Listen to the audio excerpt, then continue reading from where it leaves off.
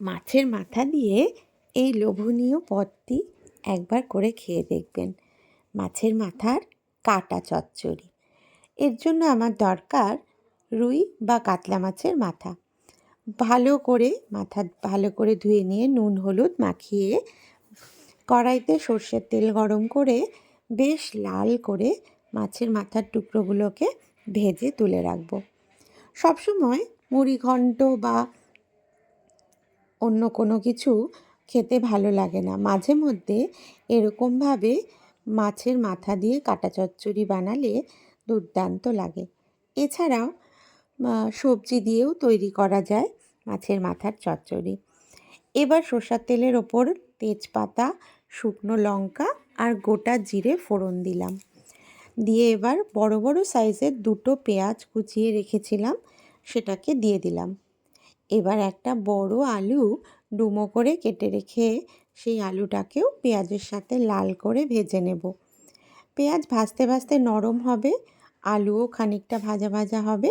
এই সময় দিয়ে দেব একটা গোটা টমেটো, কয়েকটা টুকরো। এবার যে মশলাটা এখানে দিলাম সেটা হচ্ছে আদা এবং রসুনের পেস্ট।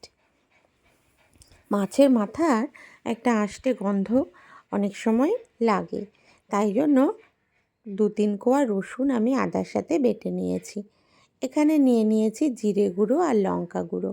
একটু জল দিয়ে গুলে নিয়ে সেই মশলাগুলো এর মধ্যে দিয়ে দেব। এইবার ভালো করে সব মশলাকে কষিয়ে নিতে হবে।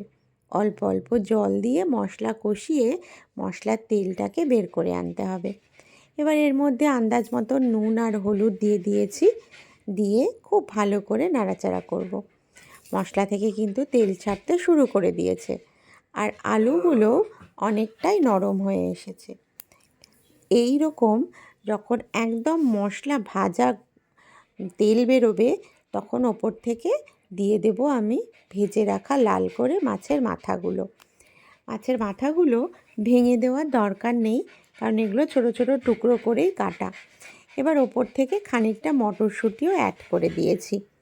ভালো করে আবারও অনেকটা সময় নিয়ে কষিয়ে নেব, যাতে মাথার মধ্যে মশলার গ্রেভিটা যায়।